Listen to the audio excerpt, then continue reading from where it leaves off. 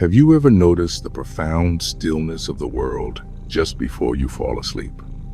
In that quiet space, between the last thought of the day and the first dream of the night, something remarkable happens. Science has shown us that our minds don't simply shut down. They begin to build. They take the day's lessons, the new ideas we've encountered, and start weaving them into the very fabric of our memory. Researchers have confirmed that sleep is not just rest. It's an active, crucial state of memory consolidation. During the deep, slow wave stages, the brain strengthens important neural connections and prunes the ones it no longer needs. This means the knowledge you feed your mind right before you sleep is more likely to stick, to become a lasting part of you. Tonight, we're going to use that powerful window of time to plant the seeds of remarkable change. Now, what if I told you that you could become 37 times better at anything you choose in just 1 year? It sounds like an exaggeration, but it's the simple, startling truth of mathematics. It's the power of getting just 1% better every single day. This isn't a motivational trick. It's a system, a framework for redesigning your life from the ground up, one tiny decision at a time. And tonight, we're unlocking the blueprint found within the pages of James Clear's masterwork, Atomic Habits. We'll explore why your goals might be the very thing holding you back, how to rewrite your own identity, and how to master the tiny behaviors that lead to extraordinary results. Stay with me. The hard work of listening is almost done. Soon, it will be time to rest and let your subconscious take over. Chapter 1. The first principle, the unseen force of tiny gains. Here's a radical idea. The most successful people and organizations in the world don't rise to the top because of sweeping revolutionary changes. They get there through a relentless obsession with nearly invisible improvements. We're conditioned to believe that success requires a quantum leap, a moment of massive heroic action. But what if that belief is wrong? What if chasing monumental goals is actually counterproductive, setting us up for burnout and failure before we even begin? What if the secret isn't in the massive overhaul, but in the marginal gain? Consider the story of British cycling. For over a century, they were mediocre at best. Their performance was so underwhelming that one of Europe's top bike manufacturers refused to sell them equipment, fearing it would damage their brand if other professionals saw the Brits using their gear. Then, in 2003, they hired a new performance director named Dave Brailsford. He introduced a philosophy he called the aggregation of marginal gains. The idea was simple but profound. Break down everything that goes into riding a bike, and then improve each element by just 1%. They started with the obvious. Redesigned bike seats for more comfort, rubbed alcohol on tires for better grip, and tested fabrics in a wind tunnel. But they didn't stop there. They went deeper, into areas no one else was looking. They hired a surgeon to teach the riders the optimal way to wash their hands to reduce the chance of getting sick. They tested different massage gels to find the one that led to the fastest muscle recovery.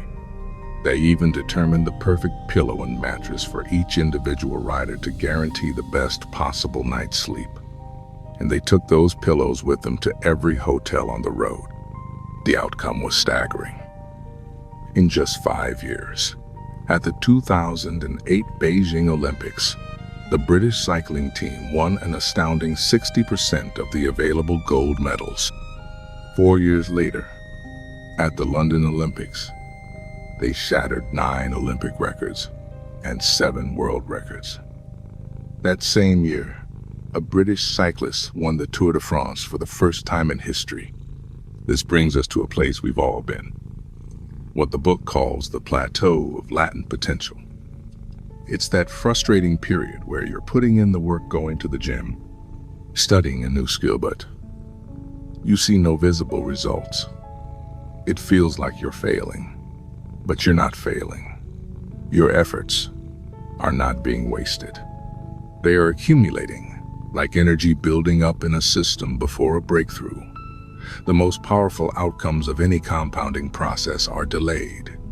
You have to persist long enough to break through that plateau. So, greatness isn't an event. It's a process. It's the sum of 1,000 small, smart choices. It's a commitment to a system, not just a goal. But what happens when the system itself is flawed? What if we're trying to improve the wrong things? That leads us to the most powerful idea in this book: the person you are trying to become. Chapter 2. The second principle: rewriting your personal code. Let me tell you about someone, a real person, who shared their story online. For her entire life, she was the computer person. Her family knew her as indoorsy. It was her identity, a label she and everyone around her had accepted since she was 10 years old. Video games and the internet were her world. Athleticism and the outdoors were not. But one day, she decided to change her mind. She wanted to be strong, to be healthy, to see the beautiful places she saw in pictures that required hiking more than a mile. She felt limited by the story she was telling herself. So she began, not by setting a goal to hike more, but by consciously rewriting her mental script. She told herself, "I am a gym person. I am an outdoors person. I enjoy doing hard things." What happened next is the key. Because she started identifying as an outdoors person, the choices that aligned with that identity became easier. Going to the gym wasn't a chore she had to force herself to do. It was simply what a gym person does. Saying yes to a hike wasn't a struggle against her nature. It was an expression of her new nature. Her actions started to reinforce her new identity, and her identity made her actions feel natural. This is the heart of atomic habits. True behavior change is identity change. The book identifies 3 layers of change: outcomes, processes, and identity. Most people start by focusing on the outcome they want. But the most powerful approach is to start from the inside out. The goal isn't to run a marathon. It's to become a runner. The goal isn't to write a novel. It's to become a writer. When your behavior is in conflict with your identity will always win. The most effective way to change your habits is to focus not on what you want to achieve, but on who you wish to become. Think of it like this: trying to change your habits without changing your identity is like trying to put a new roof on a house with a crumbling foundation. It might look good for a little while, but eventually, the old structure will give way. Changing your identity is rebuilding the foundation first. Once the foundation is solid, the rest of the house builds itself. So, ask yourself right now, who do you want to become? Not what do you want to achieve, but who do you want to be? Hold that thought, because becoming that person is far more systematic than you think. It's not about willpower. It's about architecture. And that brings us to the practical engine of this entire system: the 4 laws of behavior change. Chapter 3. The third principle, the 4 laws of effortless change. Have you ever wondered why you can scroll endlessly on your phone without a second thought but struggle to read just 2 pages of a book? Or why some apps feel impossible to put down? It's not a failure of your willpower. It's because these products have been perfectly engineered to hook you, using a neurological loop that runs our lives. This is the habit loop, a 4-stage process our brain runs through for every single habit. Cue, craving, response, and reward. The cue triggers your brain. The craving provides the motivation. The response is the action you take, and the reward satisfies the craving and teaches your brain to repeat the loop. James Clear brilliantly translates this loop into a practical framework called the 4 laws of behavior change. To build a good habit, you must make it obvious, the cue. Make it attractive, the craving. Make it easy, the response. And make it satisfying, the reward. Let's see these laws in the wild. Take the language learning app, Duolingo. It's a masterclass in habit engineering. First, they make it obvious. The cue is everywhere. That little green owl sends you personalized push notifications and email reminders. It creates a streak, a visual cue on your home screen that you don't want to break. Second, they make it attractive. The craving is fueled by gamification. You're not just learning, you're competing on leaderboards, earning XP points, and collecting shiny badges. It feels like a game, not a chore.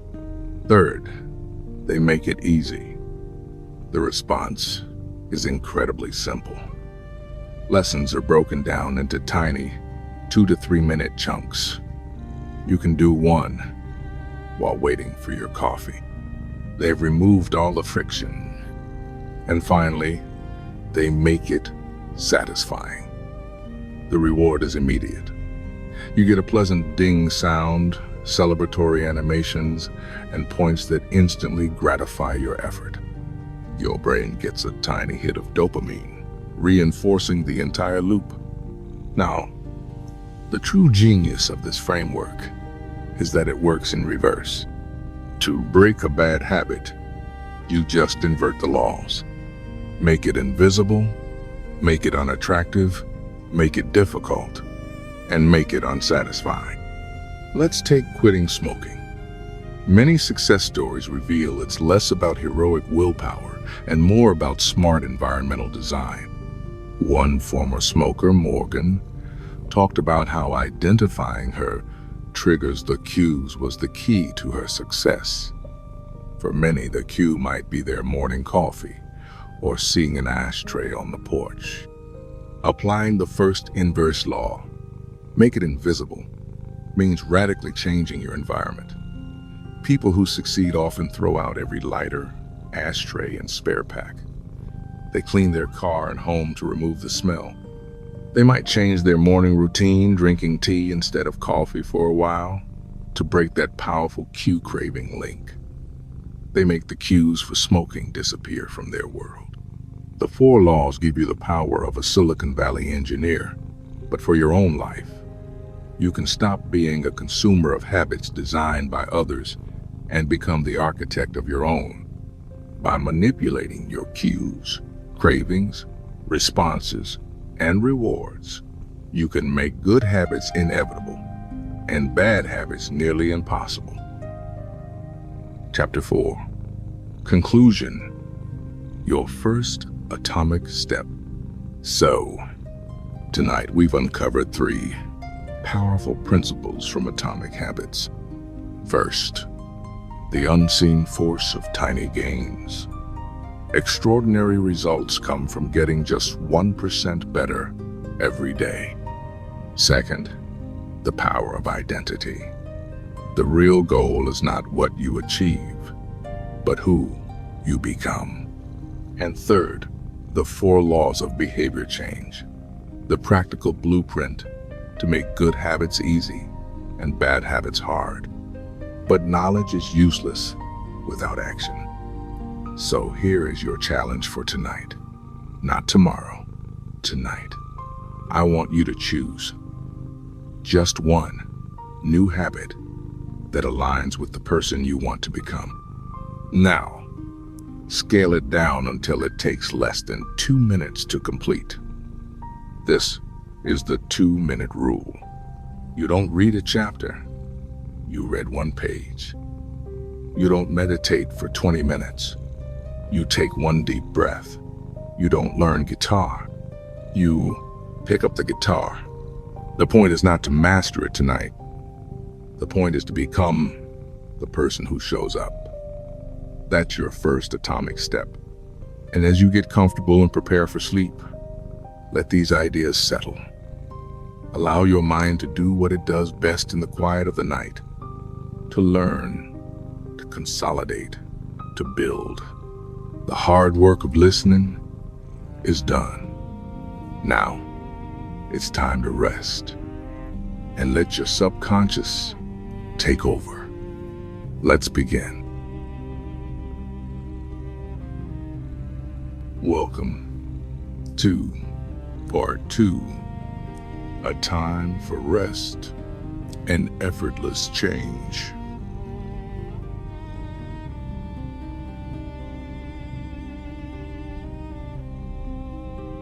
Just listen.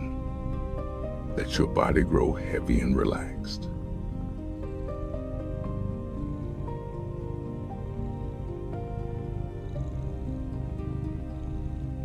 Breathe in, calm. Breathe out the day.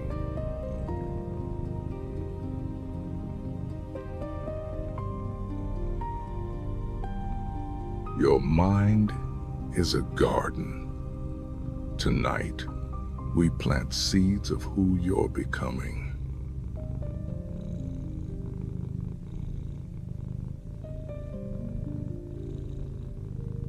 Small steps are victories.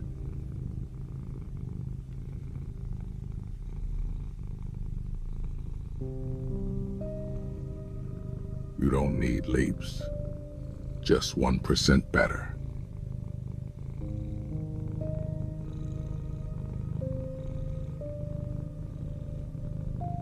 Habits compound, even unseen.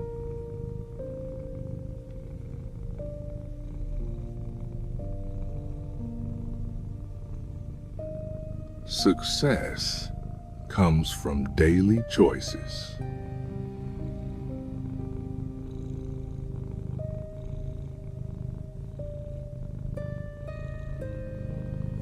Trust the process. Trust small gains.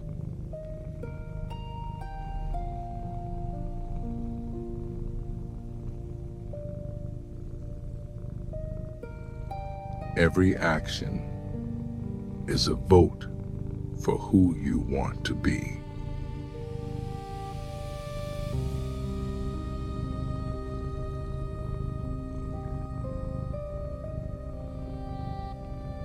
I am someone who shows up.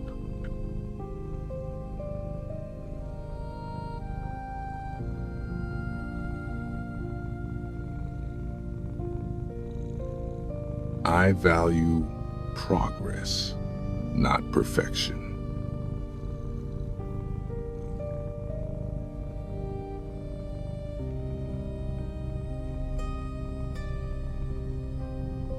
Your identity is fluid, you choose now.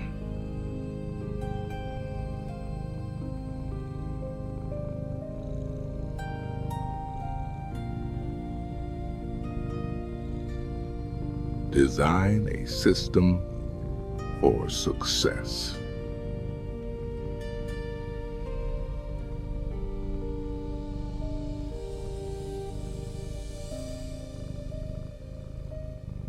Make good choices easy.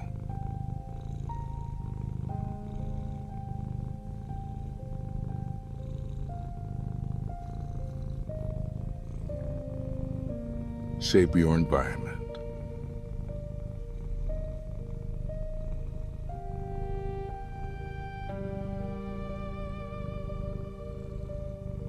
Release resistance. Follow your path of least effort.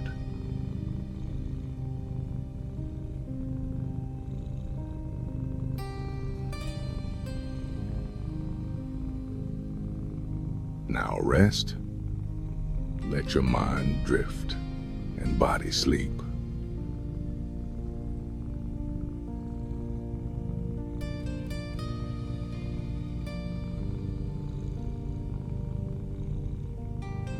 You are capable. You are changing. You are enough.